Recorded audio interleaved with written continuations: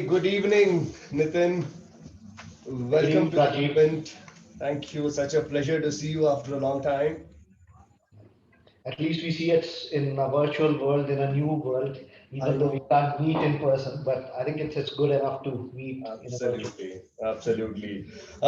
Before we get started and talk about this very powerful 700 pages plus book that you have chosen, which was a mammoth effort. But thanks to you for bringing us back to that book. Yes. Let me have the honor of introducing you to the audience. So, good evening, good afternoon, good morning, whichever part of the world you are, and you're going to be listening to Nitin later. Um Welcome to season two of Leaders and Libraries. You saw 33 leaders come and talk about 22 books in season one. And season two, we have 40 leaders coming and talking about 40 books that like whew, big.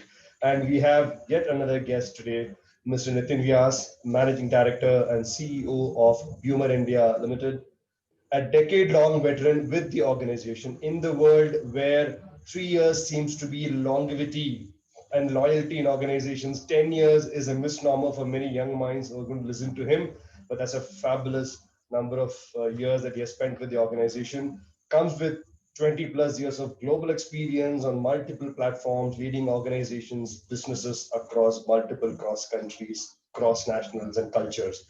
And beyond all this, of leading organizations, he's also a book lover. So it's such a pleasure to meet him. And I want to go on record telling that when I met him for the first time, absolutely no ad of being a managing director or a CEO of an organization. He made it so comfortable at the first guest meet chat itself.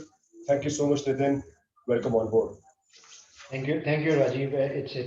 It's a great honor and privilege to talking on such books. And I think the thought which you have, leaders and libraries, it's amazing. When I first time heard, and I thought, wow, somebody is thinking in a right direction. And I think these books they have, uh, as I read somewhere, that books are the like treadmills on which our minds can run endlessly So without leaving a room. We can take all the knowledge, all the wisdom, all the places we can visit. So I think it's a great initiative what you're doing. Kudos to you. And I think surely the leadership and the uh, people who are working will benefit a lot from these. absolutely. Thank you for those kind words. It definitely makes a lot of sense, Nitin, because books surely play a big role in amplifying each one of us, expanding each one of us as an individual. And season two is all about such great leaders with great books. And the book that you have chosen today was marvelous because I read it a number of years back and I had to pull it out of my shelf and said, I'm going to read this once again. So thank you for making me do that. Before we delve into the powerful book, let me start with the first question, and I'm rubbing my hands to create some heat here. When did your association with books start? How early was that? So it was not very early. I believe, yes, you read a few short books, novels, sorry, comics and all when you are growing up, interesting comics. But I think I started reading books and mainly fiction when I was doing my engineering studies. And somebody introduced me to Mario Puzo's Godfather. I had not Ah, seen that movie Godfather, but I got hold of that book. mm. I read that book, and for the next 1 week, I used to walk in campus like Don Vito Corleone. And that kind of impact that one book had on me. And I said, wow, it's much better to read than to watch a movie. And then I started reading, and then it was I used to pick one author, go through that author, a few books, and then you start uh, predicting what he's going to write. Then you move to another one. Right. Then you start working on your career, and then I Mm. missed and I left the books. And Mm. that was sad part. I left the books, the reading Mm. book. And some years back again, I was traveling heavily, Mm. and the travel made me read again. Because Lovely. when you're traveling, you don't have anything to do, and you end up listening to music or watching something on the plane. And then instead of doing that, I picked up a book on one airport, and again that habit of reading books again started. But this time Oh, it was nice. less of fiction, more of other stuff. Lovely, lovely. So tell me, as you moved on from comics to novels to so-called leadership books. How did they play a role in your evolution as a leader? Uh, I think consciously you do not read a leadership book to do something Yeah. tomorrow, but in a subconscious mind, it keeps things in your head when you read. When you're reading a book like Built to Last, kind of, or Good to Great, kind of, Yeah. or any other leadership book, or you are reading a biography of a great leader, Hmm. you pick bits and pieces of that, and Hmm. it stays in your mind. And when you're working, those automatically come into play when your decision making are happening, or you are doing an organization restructure, or you are talking to your colleagues, your peers, your subordinates. Hmm. Those kind of things come. The strategies when you're making to enter into new businesses, Yeah. or you want to expand in your existing markets, all those things play. And then you later realize, yes, I did it because I have read this. And I can say that since I started reading again, my career in terms of leadership, or my skills as a leader, I believe have improved multifold. Lovely. It had given a broader perspective. It gives you a little wider view to Hmm. see things than only looking at what you have in front of you. Right. So I Right. think this is one of my books, are my greatest companions, so to say, Hmm. and I believe it has a huge role in whatever I have achieved, played. Lovely, lovely. Pretty much like all leaders who read, because when I meet leaders like you, I realize, Nitin, that 9 out of 10 of people who are at the helm of affairs like you are readers of book, and they completely subscribe to the fact that books have played a significant role in their own growth, which is what you're also talking about. That takes us to the book of the day. So before I show the book, what made you pick this book? And let's show the book together. Why not? That's the book. How lovely. That's the book. Why this of all books? I was just having a smile when you said this book. I said, wow, good. Uh, See, I think in my formative work life years, Hmm. when I started my work life, and in the formative years, I spent a good almost a decade in Singapore, and I was not aware of much of Singapore when I first went. I didn't even had much idea about the currency and all. But when I looked at that nation, I saw so organized, so disciplined. Hmm. How can it be? It's so. Is there very strict, huge, big strictness, Yeah. and that country fascinated me. It impressed me. The Hmm. efficiency with which the work was happening, that fascinated me. And then I started looking into the history, how it happened, how the country formed, and all. And then they have a beautiful library system. The Yeah. whole country has a very nice library system. So from that library, I picked some, I think 14, 15 years back, this book, and I read it. And then I realized that it didn't happen, the country, that didn't happen, and that it didn't happen that they reached the success just like that. Yeah.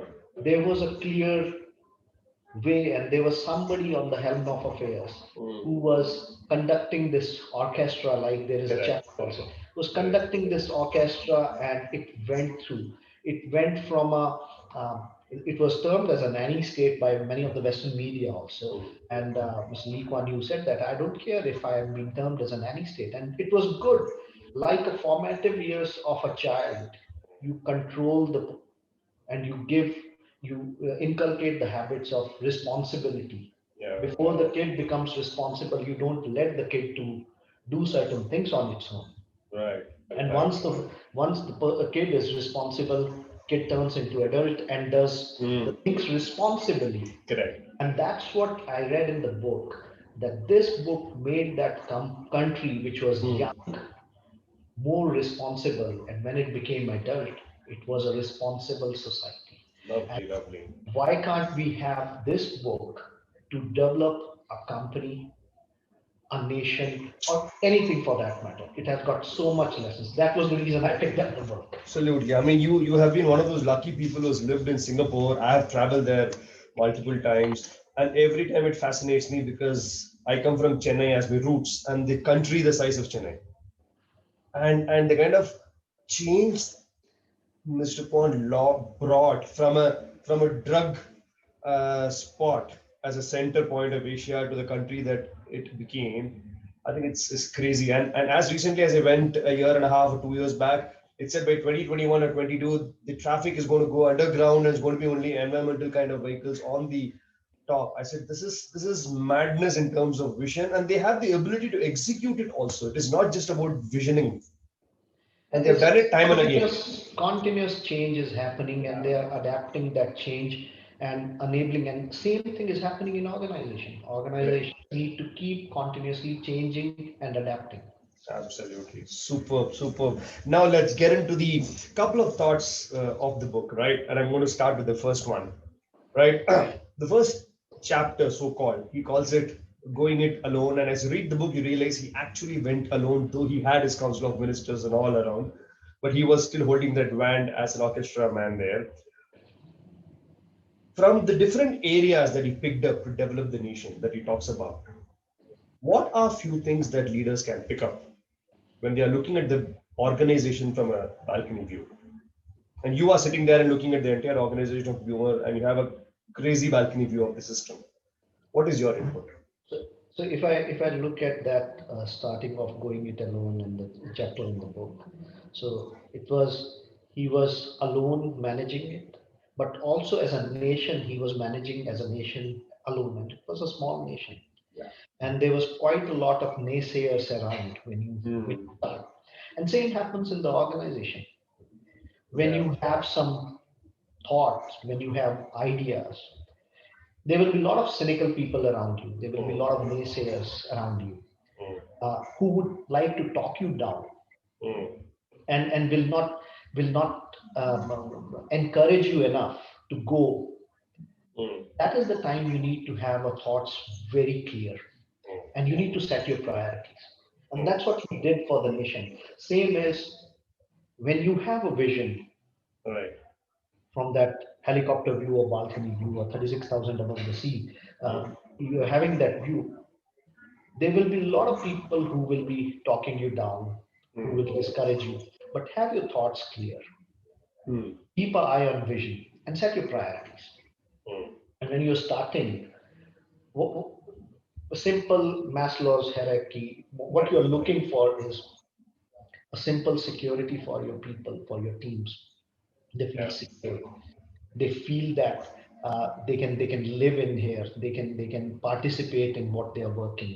Hmm. And at that point in time, you might not have the best of the assets, Hmm. and you might not be ahead of the market Correct. because you're starting. So it's important to build the trust in your team, Hmm. enable your team. So develop a trust in your team and make them have trust and confidence in you. Hmm. If your team has a Yeah. trust and confidence in your early days, Hmm. when not everything is with you, that time use that trust and confidence and have people believe in you, give them space and execute your clear thoughts and visions Hmm. Hmm. with the priorities which are set your priorities and move ahead. Right. There will be shortfalls, there will be debacles, but don't get withered with that. Just Hmm. move ahead. And I think that's what this going it alone talks about. How initially there were security threats, there were Hmm. no army, there was nobody who was willing to help them build the army. Correct. There was nobody. There were riots. There were Yeah. riots, racial riots. How Correct. you manage that? And but you had a vision, you had Hmm. set your priorities that these are my priorities, and then you go into your priorities, you go in that sequence, you will achieve it. True, true. This calls for so much of courage, confidence, and perseverance to stay there and just do it right at the initial time. Yep, it's you need a lot of courage, you need a lot of self-belief, Yeah. and always hard work has to be there, but there has to be self-belief that yes, what I'm thinking, it will happen, it can happen, and I might not have best of the people, best of the assets, but Right. this is what I have. True. Knowing True. the reality, and then marshalling your resources in a set priority and move Yeah, ahead. yeah, And yeah. going forward, you can keep changing, keep adapting, keep upgrading to achieve whatever is your uh, ultimate goal. Absolutely. No, I was trying to think from a leadership perspective that if I were to put one word or two word to the 700-page book, what would be that? What way you said adaptable, all those words kind of gets engulfed into one word. It was all about perseverance, right? This man just stayed at it. He Yes, kept on playing that last round, kept on playing that last round to emerge as a champion every time. So that was yes. beautiful. Every time, and that's the perseverance this guy had. That come what may, come what may, the vision is there, the clarity of thought is there, and I will do it. I will manage it. Absolutely, absolutely. Lovely. That takes me to the next thought, and which was very interesting. And when I read this, I said, this is a very different perspective, right? He says, a fair, not a welfare society. Now, the word welfare and the word fair are different exclusive words, but there is a tendency for people to kind of misuse it together. But this chapter clearly tells what are these two words and what Mr. Kwan was wanting to achieve. Now, as a CEO, how do you see this phrase and what do you do when you sit as a CEO of an organization? So uh, when you read the book, when you read this particular chapter, there are some analogies given to National Health Service of UK, Yeah. American medical system, the way it is, and uh, and that's where he draws. Do I want to create a welfare society Mm. or a fair society? And now take an organization. Yeah. In your organization, not everybody, or if for that matter, in a society or in an organization, not everybody is equal. Mm. Everybody has a different capabilities, competencies, and performance levels. True. No one size fits all. Mm. So how do you manage keep the people motivated Mm. at the same time have the fairness in your approach towards the rewards, Mm. fairness towards the growth. Right. You also at the same time Mm. you should not create a situation where winner takes it all. Ah. Mm. So it's a fine balance which you have to do. Mm. That it's a collective work of the team. Whereas in the team there are people who are high performing people, Yeah. they are star performers, and there are people who are just contributors. There are Correct. people who are great performers. There are Mm. people who are kind of specialists. Mm. And there are people who are like, so to say, red flags. Correct. It's a composition of a heterogeneous team. Mm. Now, if you concentrate only on the winner, Mm. only on the star performer, your Mm. contributors might not perform. Correct. But if you create a welfare society, that means you treat everyone equal, that Mm. whether you perform, whether you contribute, whether you are doing something, you're taken care. A very good example is, sorry to say, but many of the government organizations, it's not the work which you are doing, uh, it's the number of years you have put in. Yeah. Whereas on the other side, if you have a performer who's only looking for himself, only Mm. for himself, he will cut every corner. He will bulldoze. The person would bulldoze anybody if it is only a winner takes it all kind of scenario. True. So True. True. it's the when you balance it, you will create a fair organization, fair society. I agree. I So agree. neither welfare-based society, not winners takes it all. So Yeah. it's bringing it together and balancing it. And that's the good lesson this book has, that balance it. Don't make people work for that. Mm. Don't get dependent on that. And we see in Western Europe that which has become a welfare society where the taxpayers are paying for everyone. Correct, correct. In fact, I could relate to this as you said because you also are from a so-called manufacturing industry, and I have spent time in the manufacturing automobile space. Now, organizations like the Tatas or the TVSs, they have lived for 100 plus years, which is 3, 4 generations. That's primarily because they also have this fair and welfare concept going hand in glove across all those generations. You know, the grandfather started, the father takes over, the son takes over, but that concept of fair and welfare was always prevalent. And they Yeah, stood the test of time for almost 100 plus years, holding on to the same ethics and values for us 100 years. absolutely. It's the your ethics and your values which are the consistent Yeah, fabric across the time. correct, correct. We as a Boimer Group, we are now 85 plus year old company into Right. third generation, privately Yeah, held. But those ethics and values are yeah. keeping the fairness as well as the welfare in a balanced manner. I know, I know. No, that I was with TVS Motors, so I'm always tempted to talk about that. It was such a family feeling, the threat of losing the job, the threat of being reprimanded for not performing once in a while because of your own inability or environmental reason was never there. You were always cajole, you're always taken care. You would be told by your boss, "Keshu, ye theek kaam nahi hua, better karo," all that would happen. But you know that you're not going to be thrown out of the organization tomorrow. You're going to be given chance again to perform well. It gives you so much of comfort and peace that you go back to the organization with the feeling that this is my place. So when you enter the plant, you feel it's my home. That's this Exactly, great feeling to create in every employee, isn't it? exactly. Which is what this man did, I guess. Yeah, and by doing that, you keep the performance going on and you keep the growth going on. If you So, just create a welfare society, you still feel good going over there, but you correct. don't feel good to work. Yeah, Somebody else is working for you. yeah. True. Amazing concept. Lovely. That takes me to the next. So we are talking about a welfare and fair society, which is all about people, which is all about talent. And the next thought in the book beautifully is all about attracting and nurturing talent. And I know how tough, how big this task is, whether it is being done by you, whether it is done by your HR, whether Ruby does it, whoever does it, it is not easy, right? How is it important? And how do you see two key learnings that he gives from the book that you have always attempted to apply across your Siemens days or across your BEUMER days in attracting and nurturing talent? So, you see, I many a times feel attracting in the present day world. Mm, It's tough when the big brands are taking the cream away, mm, and but once you bring the right talent which fits into your organization, it's important to integrate them. mm, It's after attracting, how do you retain that?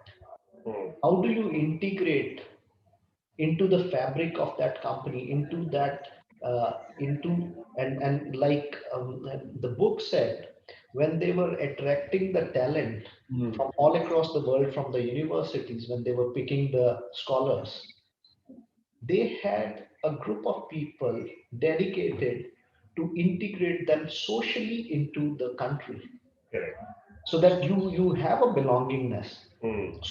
So what one of the biggest learning and one of the biggest thing which I can relate to is integrating the people, making them part of the culture and the behavior of Right. the organization. Right. And every organization has a different culture and behavior. Mm. So at the same time, every nation has a different culture, different behavior. Correct. If I am in India, I have a different culture, I have a different behavior. When I'm going to, for example, in UK, Mm. I cannot have the same behavior culture. If I Yeah. keep my same behavior, I might be just working over there, but True. after some time I will move out.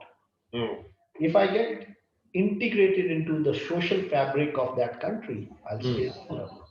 Yeah. Similarly, in the organization, every organization has a different culture, different behavior. Mm. And no culture or behavior, I would say, is wrong or right. Yeah. It is right or fits for that particular country or organization. Yeah. And if the talent is here, it's a effort, it's a responsibility of the organization, the management, the human resource, the people and culture team Mm. to integrate those people into the organization, into the behavior and the culture of the organization. Yeah. Yeah. So this is one of the learning, and also one of the important thing is you need to create the right atmosphere. Mm.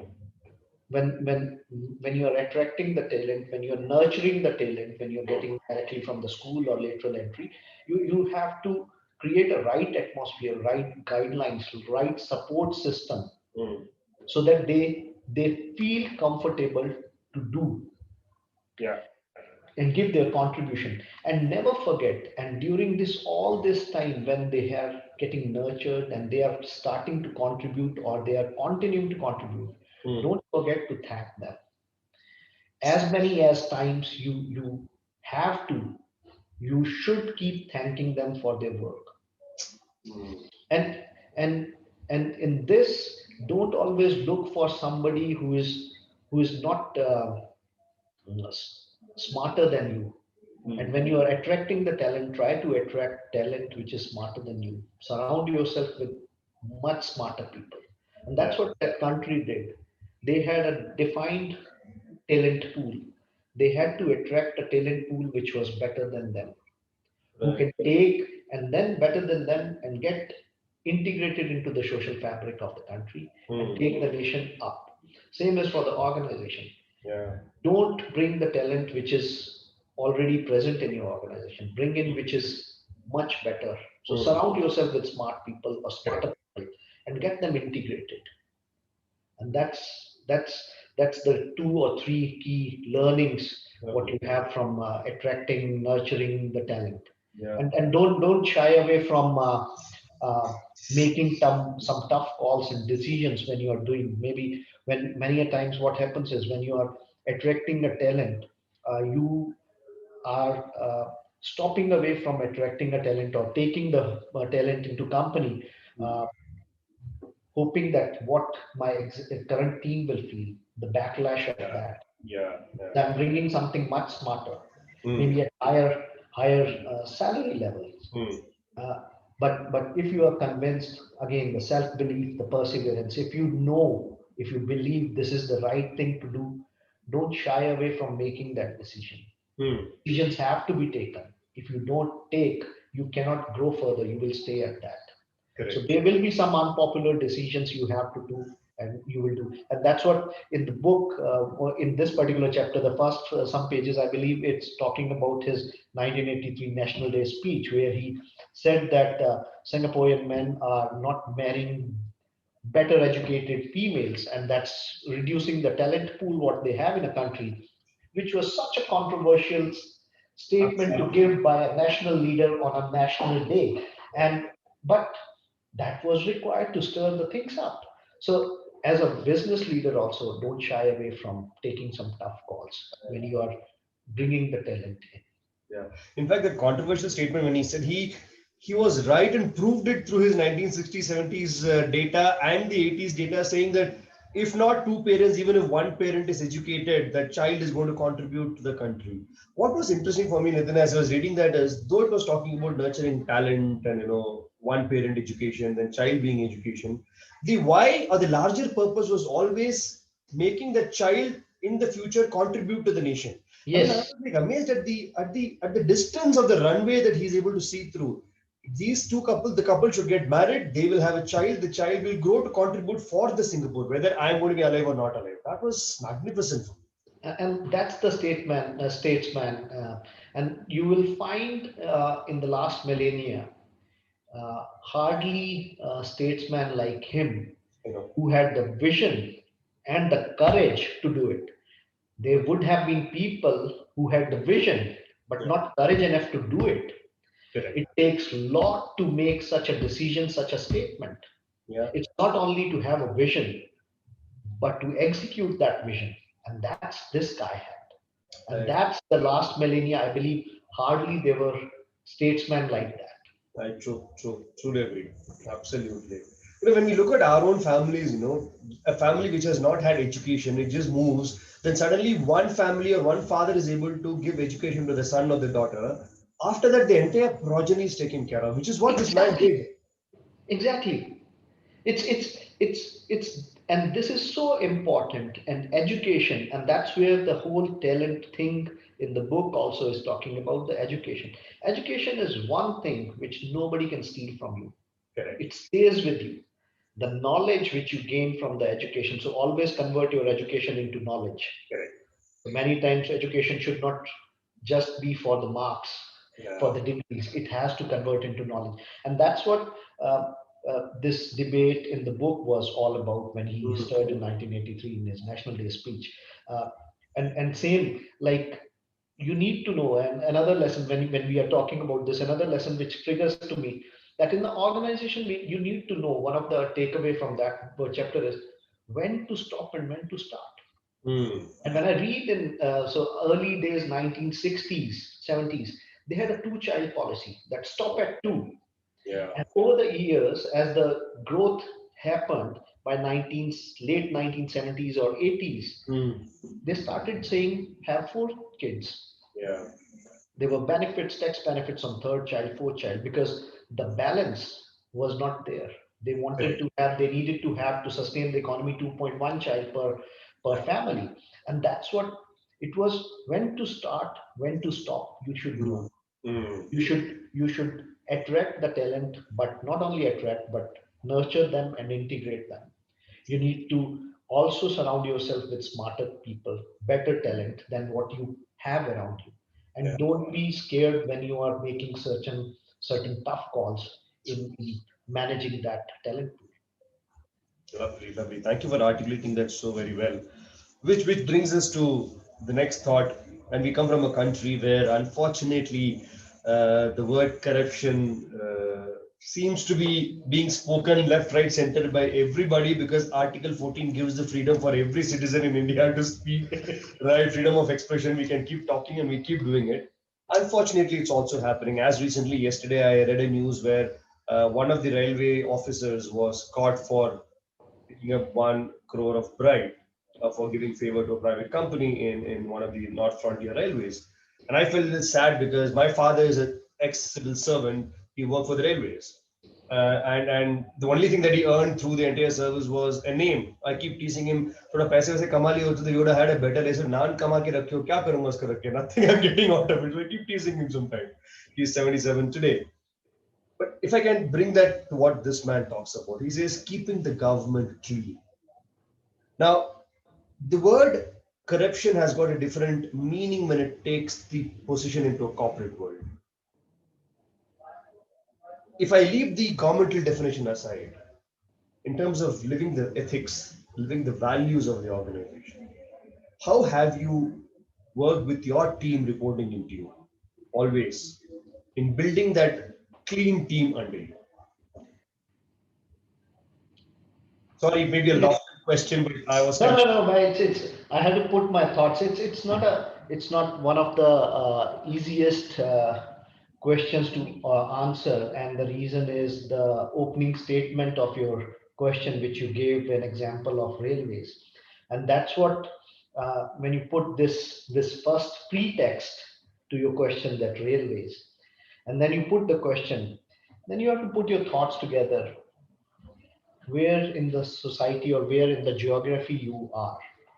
Uh, Having said that, there is no excuse of. for being non-compliant, irrespective of where you are. Right. Non-compliance is non-compliance, and that's what he says in the book, that the corruption was not about taking bribe. Hmm. It could be taking just a small favor. Sure. Even if you are not returning the favor, Hmm. but somebody has given you a favor so that you can return. It can be in cash, kind, or whatever manner. Hmm.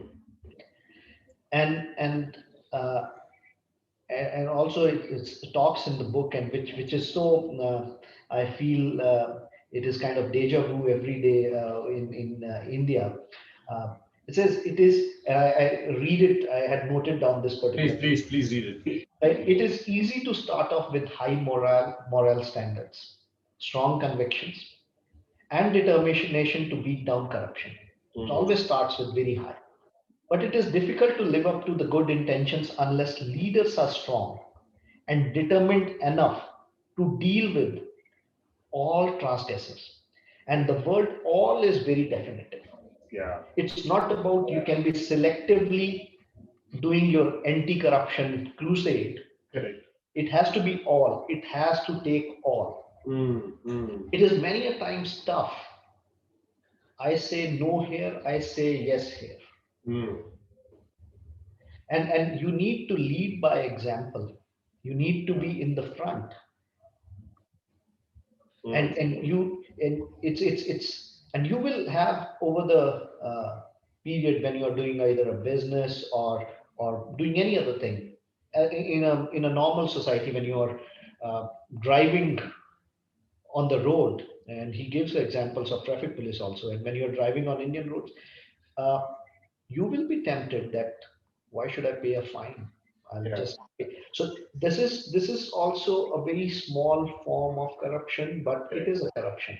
And when Mm, you want to get rid of that all word which is very definitive, yeah. that has to come into play. And Mm, corruption is also jumping a signal. mm, So you cannot confine it to few words, few things.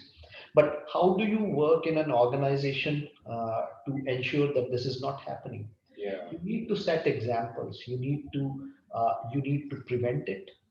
Mm, You need to detect it, yeah. and you need to deter it. Mm, But when you detect it, you have processes. You have defined processes. What a human can think of to prevent anything. mm, But still, incidents would happen. yeah. There are smarter people than you who would find ways and means to bypass that particular thing. But you have to keep detecting it. But when you detect, when you have some whistleblower in, Mm, don't just throw that whistleblower around. yeah. Listen to the person, but do not react. But Yeah. once you detect it, once you are clear, Take action. you have to deter it. You have to take an action. If you Mm, don't take action, and which is consequent, the mm, action has to be very consequent. It will not work. agree. So whether whatever may be the situation, your business might have a trouble if you takes that decision, but you take it. If the business is having a trouble, it will not have forever. You have Right. managed to do the business for long. There will be a blip, but you'll come Mm, back much stronger. yeah. Yeah. And when you do that, what I've found it in during the last 1 decade, when you took certain stands on this topic, uh, Mm, had to um, um, you had to forego some very good competent people. true. You have to forego some very good orders, some customers, Yeah. but in the eyes of the stakeholder, your Mm, respect will be much higher. correct. That same very stakeholder, same very customer Mm, will have a higher respect for you, true. and you will be treated in a different league. Trust me, Yeah. this helps in the long run. And today, if you see Singapore, it is seen. If you want to do arbitration, if you want to do anything clean, go to that country. Yeah. It might not have been thought when it was happening, and when in 1970 some of his ministers, two of his ministers, were found that having corrupt practices, Yeah. he didn't interfere in anything, and there was a consequent reaction. And this is what we need in organization. So prevent it. If you can't prevent it, if you have detected it, immediately act on it. True, true, true. I think that body has to be absolutely strong and empowered to do, right? I think this cliche statement that we keep talking about in leadership of leading by example stands squarely right to create a culture of non-corrupt organization and a culture of giving the values and a clean workplace, right? It becomes so important. Starts with somebody like you who's sitting there. They because you're constantly under the radar of everybody who's watching you constantly. So every word, every thought, every action is being observed by people around. Yeah. It's- It's but it's when you're part of a culture, it becomes, like I said, there will be enough temptations, yeah, and that's how do you control that. That's important. yeah, Your teams and yours. as it says in the book also, that when you start with really high moral standards, that I will do something great. And I've seen many political parties in India which come with a big bang, and then Sucked into the system. exactly, and that's the uh, that shows the true nature of a leader, that you should stick to your guns, that no means no. Yeah. Earlier in life, earlier in business, the meaning of no is understood, better it is for the result. Whether True. it is a small child Yeah. or your peer or your subordinate, a no means no. And True. the meaning of no has to be understood early. I know, I know. No, I can relate to this because all of us know the infamous Godra incident, right? And I don't want to get into a political conversation here, but from a perspective of what when the incident happened, there were a couple of tough decisions that Modi and the so-called people there took. Whatever happened, happened. After that, a state which was always rampant with riots, after that incident has been a decade plus, not one riot has happened in the state till now. One whip effort taken by the team that time had such a long-lasting benefit. So, such tough decision this man took. You can see through every chapter of the book. Exactly, exactly. Whether it was with the countries, with his regional cooperation, he was not becoming a second fiddle. Beautiful word. He was Yeah. not willing to become a second fiddle, that I have my responsibility towards my citizen. I have a vision. I have to do. I'm not going to compromise. Yeah, yeah, yeah. And he tells in the book that it has to be a different Singapore for it to survive among so many big nations around. It Exactly. had to be different in every perspective. And this is what I was trying to say, that when initially, when you're going it alone, and this is what the business is, the market is not there. You don't have great assets. Yeah. You need to survive it over there. Mm, If mm, you have a vision, yeah. have courage to execute it. And there will be a lot of people who will pull you down, who there will be a lot of naysayers. You have to get over it and have focus, self-belief, perseverance, hard work. Today we are talking about that country for all the work this man did. Yeah. Lovely, lovely. I'm going to take you to the last but one question. And you started this saying that one man doing the role of an orchestra, right? Like that orchestra is Xander, who does a fabulous job. This man also did a great job there. What are three top lessons that you would love to give to the young minds who are on their journey of leadership and want to hold that band and become the orchestrator?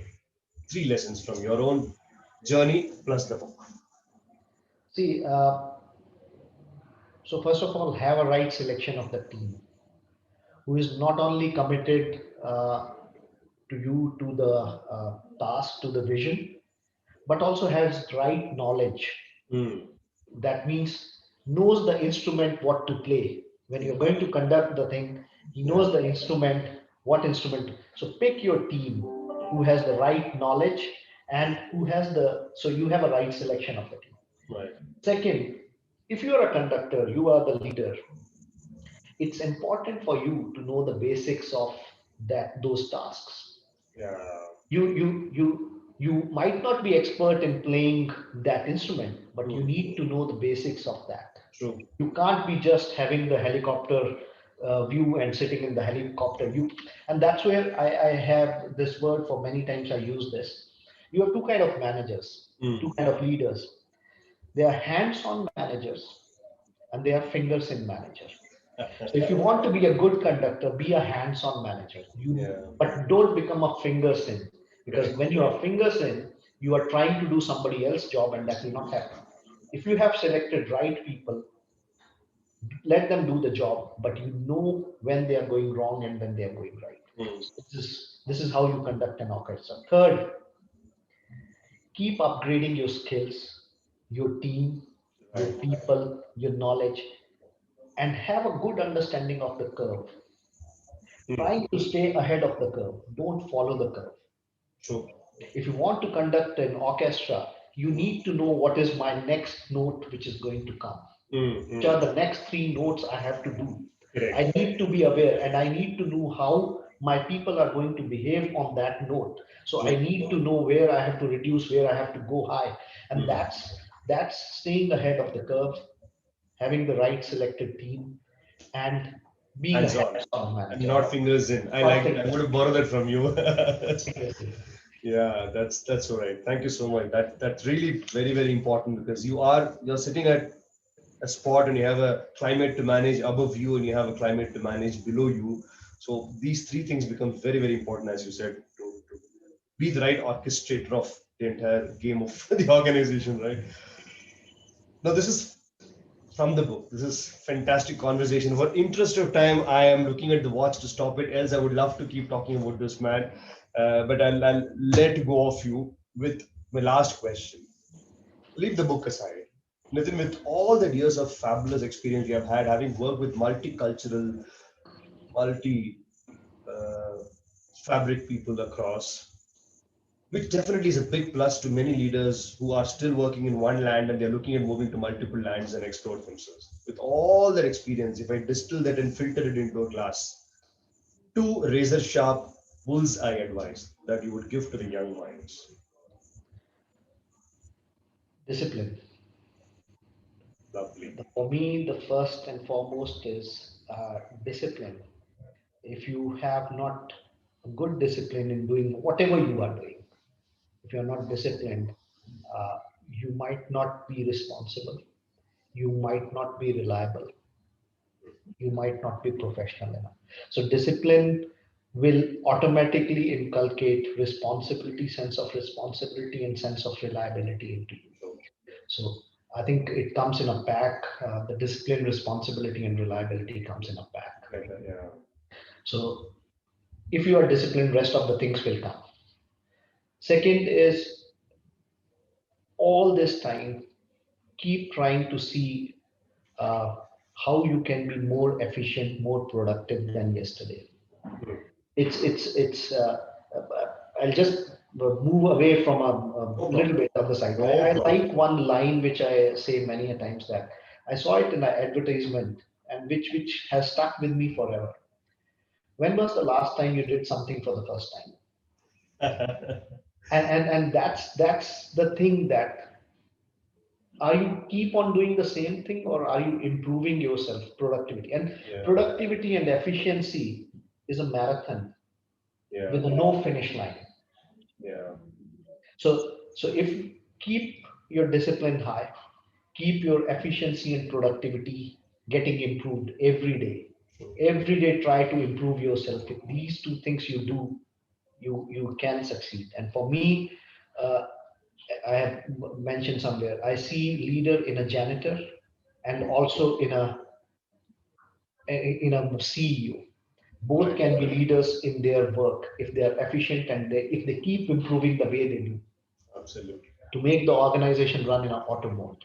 Absolutely. I think discipline and productivity are very powerful word, and I want to elaborate a little on the productivity thing. It's been years that I've started telling people that I had a busy day. I always call it it's a productive day or an unproductive day. There's something called a busy day. Absolutely, I so agree. I would have thought it would have come every day, but I was never saying. I am thanks to you, thankful to you that you brought this word Oh, because I used to say I was busy and I was not satisfied. So now I know when I was busy and I was not satisfied, it was an unproductive day. And I was whether I was busy or not busy, I was satisfied that was a productive day. So it's a productive and unproductive day, not a busy and non-busy day. yeah. Thank you so much for this Thank one. you. It is just zero and one. It just there's nothing else. Yeah, lovely. That was such a lovely conversation, Nitin. Thank you so much for coming on this season two, accepting the invitation and willing to be part of the force of 40 leaders. I am humbled to have had you. Thank you so much. I thoroughly enjoyed the conversation and I hope you also had a good time. Thank you, Rajiv. Thank you so much. I had such an amazing time. It was such a good interaction. It was when you bounce the idea, it comes back and you talk. That's the greatness about talking about books and talking. Yeah, And thank you so much for considering me for this and uh, helping me speak about what I like. So thank you so much. Thank you so much for this. pleasure, pleasure. Thank you so much. I look forward to see you sometime soon in your office. Till then, you have a good time. Stay connected. Keep Take care. sharing about the books that you are reading, and I will do the same from my side. Exactly. Thank you. Thank you so much. Take care. You Bye. have a good evening. Bye. Bye. Good evening.